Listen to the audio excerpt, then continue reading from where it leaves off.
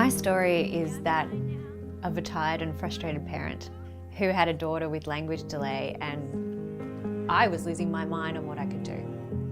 You know, we'd been doing therapy, we'd seen every clinician that we could get our hands on. My son was just sitting there one day and he was playing on the iPad and some noise came out of the iPad and she just mimicked it.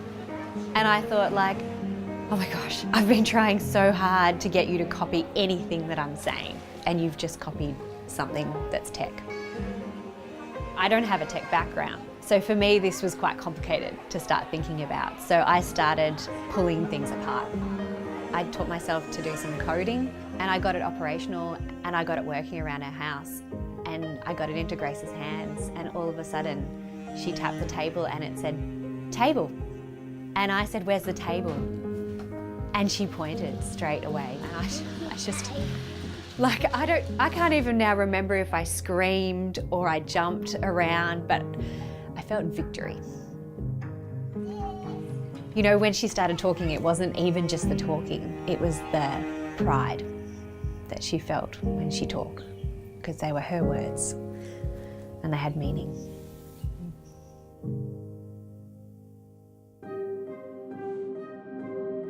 Each month we have immersion days with SheStarts, and that means that 2 days long we have intense master classes, usually around a certain theme. So these 2 days are around growth marketing, so growth hacking, establishing your brand advocacy. The very top line version of what your value proposition is. It's the big promise you make from a business. What's different, why you're better, why do you exist, what you're going to give them as a product or as a business or whatever. To be able to be different from your competitors and to be able to get that nailed in one paragraph is actually pretty hard to do. Value prop's going to be the number one thing that people see that's going to make them feel like they are part of your tribe or your product or want to use your business. Nobody knows you from above, so there's none of that brand equity, there's no story behind it, there's no anything. This is your chance to tell your story. I was even already thinking about branding my shirts. Oh, you haven't seen my logo. Oh, I like it. Good. Conversational, that's why it's a speech bubble, but it's an owl from the knowly part, like knowing logically, so. Well done. Yeah. Add your tagline here.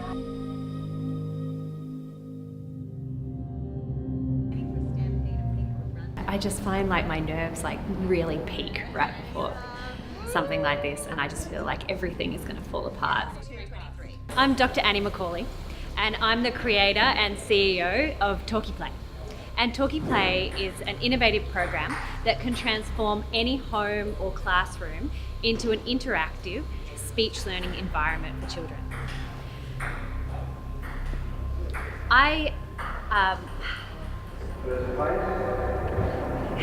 Annie McAuley.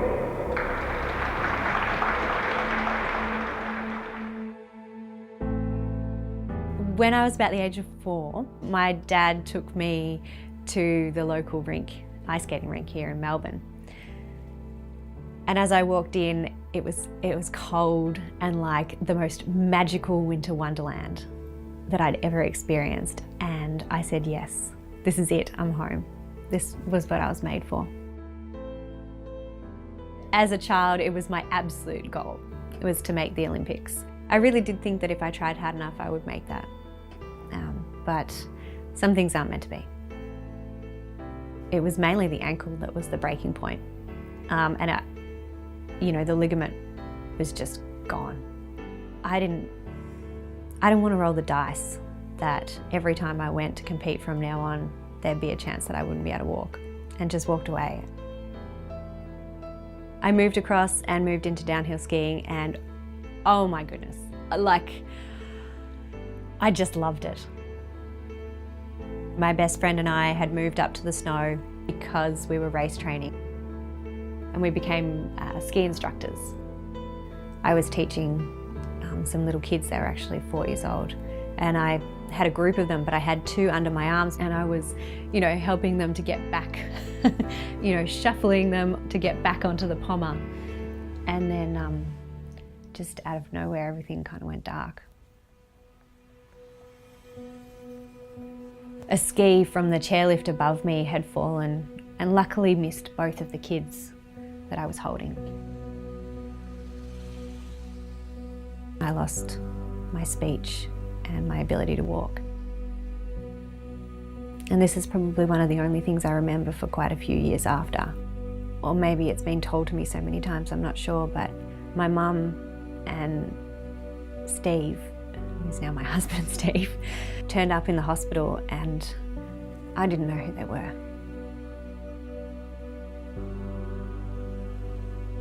My strength recover came from two places. It definitely came from the fact that I'd done so much sport that I knew that giving up wasn't an option. I don't think there was any part of me that was ever going to not try. The other strength that got me through it was, my partner. Just being able to rely on someone that much and know that they knew that you could do it. That meant everything. What they recommended was that I went to university and try to grow my cognitive capacity. It was the best advice. I finished my university education. I've worked in prestigious hospitals. I've done my PhD in biomedical research and now started my own company, Toki.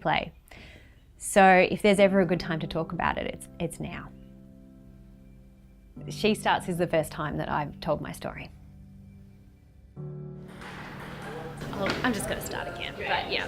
You might not know this, but actually 1 in 5 children, preschool-age children in Australia, are suffering a significant speech delay. So odds are there's somebody that you know that has or have had a speech delay. I know what it's like because my daughter had a speech delay and I know her struggles with this. And I came at it from a unique perspective because in my 20s I had a traumatic brain injury that left me without speech. So I had to learn it again from scratch. I remember what it was like. So I've coupled my doctorate background in medicine with my unique perspective. With Toki, it might sound easy and like a game, but I'm hoping that with this power we can change the world.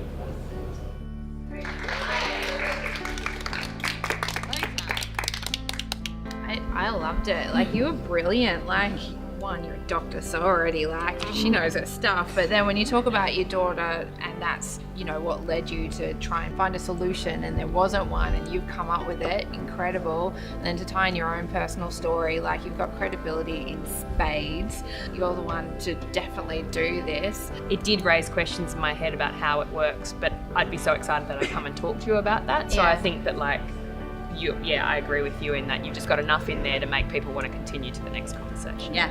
Yeah.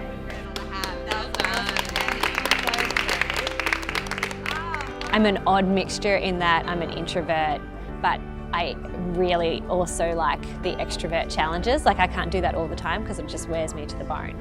To pitch like that and having the feedback that what I'm doing is, worthwhile, that people are engaged and stuff, other people are getting it. This is great. Okay. So I feel pretty pumped.